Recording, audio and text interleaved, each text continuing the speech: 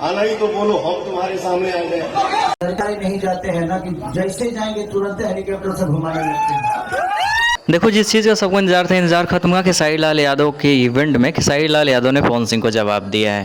पवन सिंह ने क्या बोला था कुछ दिन पहले कि खेसारी लाल यादव में दम है तो भैया तुम सामने आ जाओ या फिर बोलो हम तुम्हारे सामने आ जाते हैं। इस पे खेसारी लाल यादव ने कहा है कि भैया हमें डर लगता है पवन सिंह से कि अगर सामने जाए तो हेलीकॉप्टर में घुमाने। सरकारी नहीं जाते हैं ना कि जैसे जाएंगे तुरंत हेलीकॉप्टर से घुमाने लगते हैं। भाई है वो, उनका कहना जायज है और उनको बुलाना पड़ेगा।